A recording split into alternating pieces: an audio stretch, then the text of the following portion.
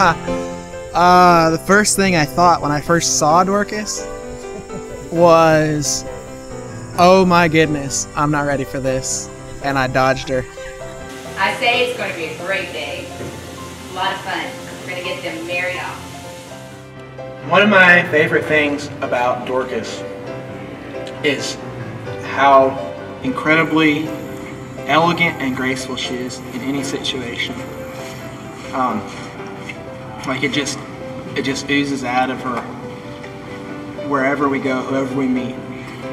And when she, her heart for people in that, like she always sees the good and the way things could be, and really longs for a long trip stuff like that. One of the first things I noticed about Jacob was he was pretty high energy. Wow.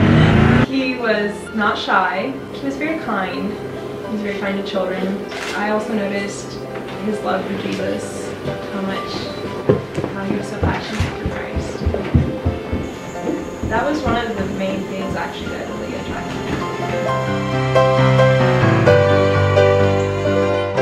So, when Dorcas said yes to my proposal, I was extremely thrilled and super happy.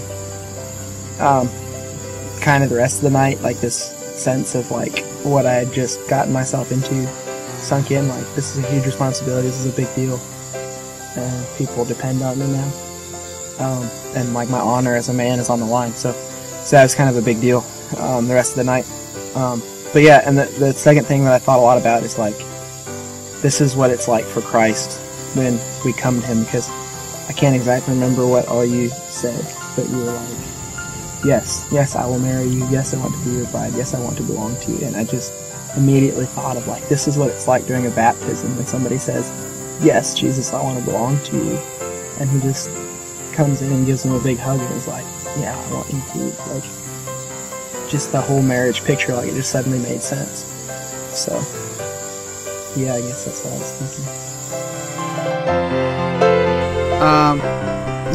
So before she showed up, some people were kind of teasing me. I knew that she was going to come to babysit for Leon's kids while they were on a mission trip, and I was supposed to do their hog chores. So people were teasing me that we'd be together and stuff like that. And I was at a place where I was pretty burnt out with girls and stuff like that. I had my heart broke a couple times. And and I had told God that I was like, that's it. It's glorious celibacy for me the rest of my life, and I'm not going to pursue another girl. And if you want me to have a wife, it's your baby, it's your deal, and you're going to have to bring her to me. And so I hadn't seen her. I went and toured Saturday night and didn't see her, and was kind of relieved. And I went to church on Sunday morning, and I had forgot my Bible in the car, and so just quick, gonna run and get my Bible, walked out the door of the church, and there she was with all Leon's kids, and I was like, oh my word. And she was tall and beautiful, and I was freaking out. And so instead of walking up and saying, hi, my name's Jacob, nice to meet you, like I should have, to be nice and welcoming, I totally dodged her and went behind a car. So yeah, that was kind of the first time I saw her. So I was sitting at my sister-in-law's table, and the first time Jacob called me, I saw it was an Iowa number, but it didn't have the name because it wasn't in my contacts or anything. And the thought went through my mind, I was like, I wonder if this is Jacob. So I picked up the phone and I said, hello, this is Dorcas. And he said, hi, this is Jacob. And I was kind of surprised, and yet I wasn't surprised at all. I was like this thought went through my head, oh, this is actually happening. It was really weird. Well, a few days before that, he actually went to meet my mom and dad on Saturday before he called me Monday evening. And so I can't really say I had an idea that he was going to call me because I didn't know about their meeting. But that weekend, I was tired of dealing with all these feelings and things and emotions, and so I just asked God to either take them away and make Him ask someone else out, or make Him ask me out. because I didn't want to deal with it anymore. And I knew that God would answer that prayer. And he did, so I guess that's why I wasn't entirely surprised when it was him. There's been a ton of really good memories. Probably my top 3, since it's really hard to pick one, would be the trip that we took to Pennsylvania when it was below 0, like -15. We drove through a snowstorm and it took a lot longer to get there than we were supposed to, but it was fun. We had quality time and we talked a lot and laughed. Didn't know if we were going to make it. We went to Land of Promise seminar, and it was really, really awesome time with God, really, really awesome time with Dorcas, and she told me she loved me for the first time. Our relationship grew a lot in that time.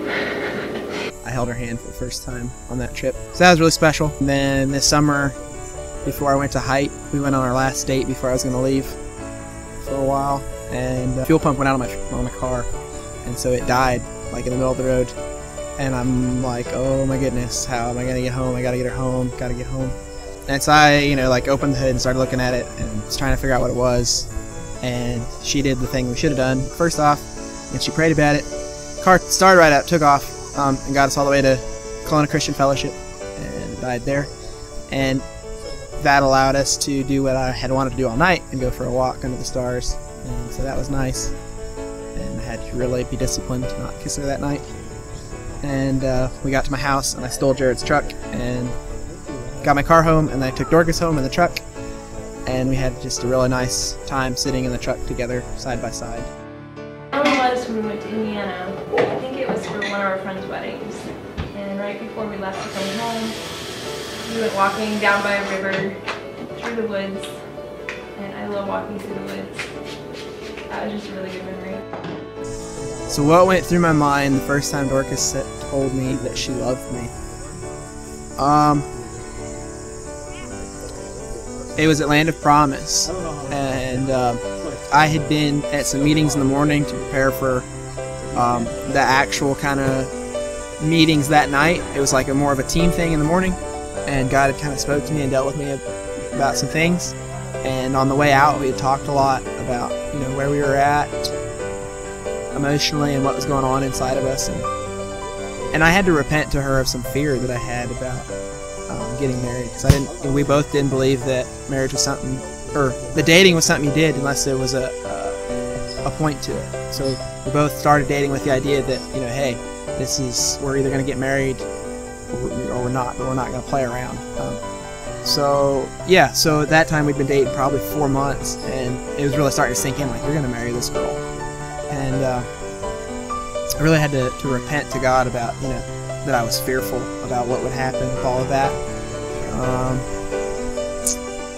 And so I came home from my meetings with the team guys up there, and she's sitting in a chair by a fireplace at the Barkman's house. It's a really nice, sweet house, and they had a fireplace, and she was sitting there reading. And I sat down and told her what I had talked to God about and what was going on in my head. And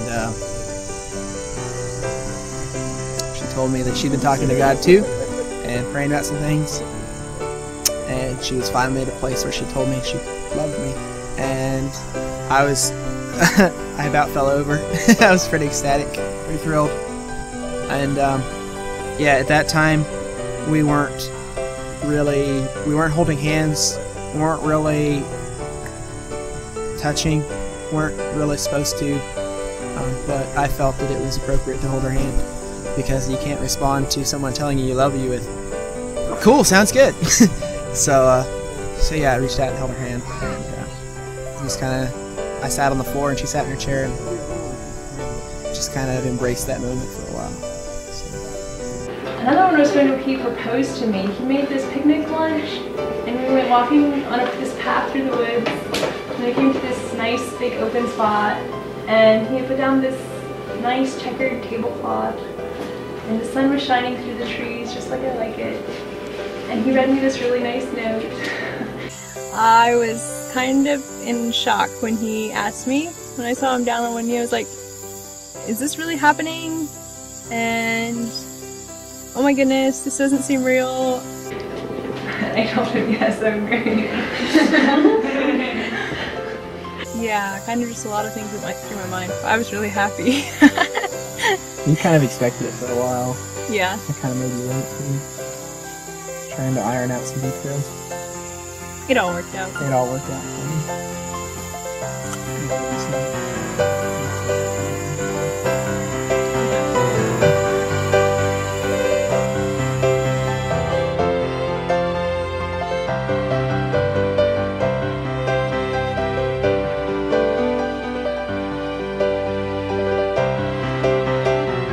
Yeah, this is obviously before the service. I don't know. I've just been so thrilled with the way the day has worked out as far as, you know, it's forecast for rain, and, you know, with the car and the thing with the bridge. Just God's really working out the details for us, and that's really, really awesome. Really, really increases your faith. It feels really, really surreal. I don't know that it's sunk in yet. It kind of feels like I'm at somebody else's wedding, but yet the squirrel in white keeps coming to me. And like I just kind of feel this overwhelming sense of joy, which is what we've prayed for, and we want today to minister to God's heart. So I'm looking forward to that coming here in a couple hours.